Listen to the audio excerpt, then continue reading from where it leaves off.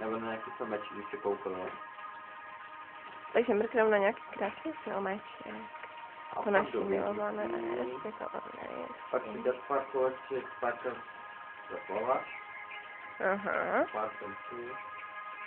A šel do postele, nebo ne, na terasu bych šel. Jo.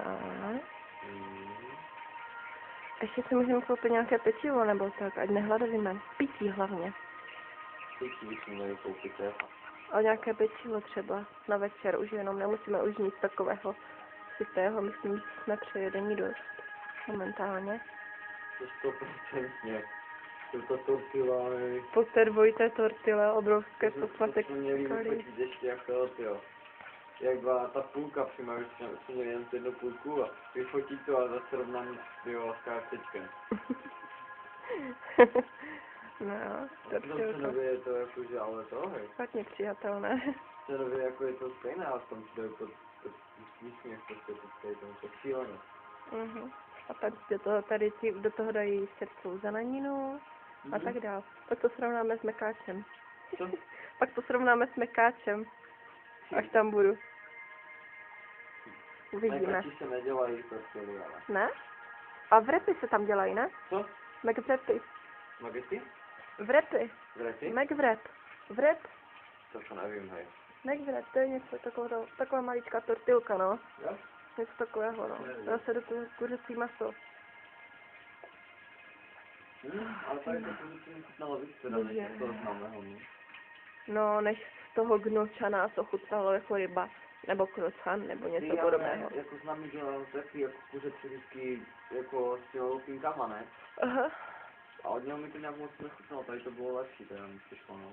Jo? Mm. Tak to je fajn. To je Jo. krásné. Jako to geniální.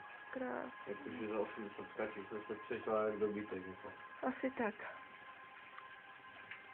Já myslím, že za chvilku nevstanu. Já se ani nezvednu. A radši doma nepůjdu ani na váhu. Co?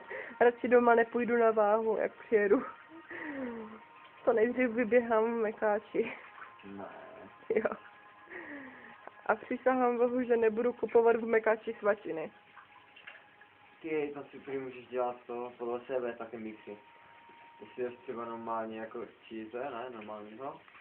A třeba, že si dáš jako to omačku úplně z Big Macu nebo takhle třeba, ne, tak jako. No jako vím, že Honzik říkal, že oni mají, že oni mají jakože třeba cheeseburger. A jako to je ten jejich zaměstnanecký, takže on stojí 30, jenže ho mají za polovinu, takže ho mají za 15. Protože víš co, ono by se to blbě dělilo těch 25 korun, že? Na polovinu. Takže oni mají všechno za půlku. A to je šílené. Ale já tam nebudu kupovat žrádlo.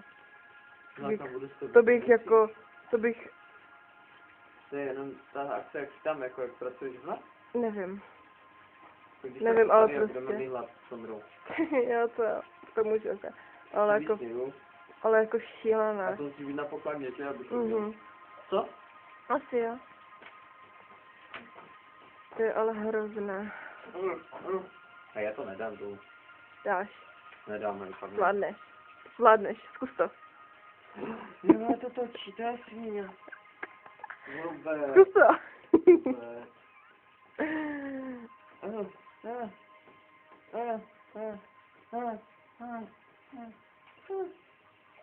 Co tam děláš sám se sebou?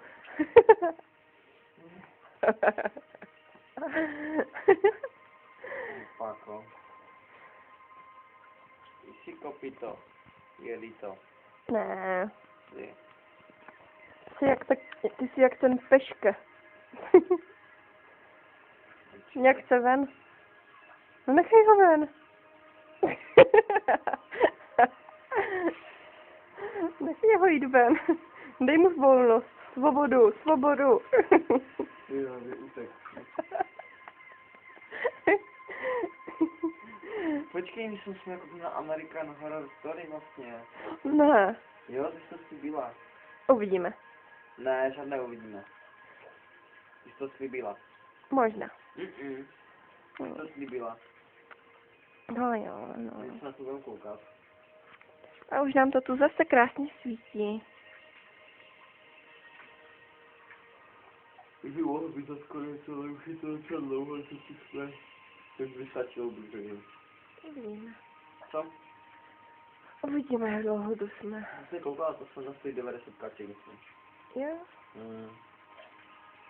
Já bych se zeptal, jestli byste nemohli, ale... Mějte se krásně. Ahoj. Ahoj.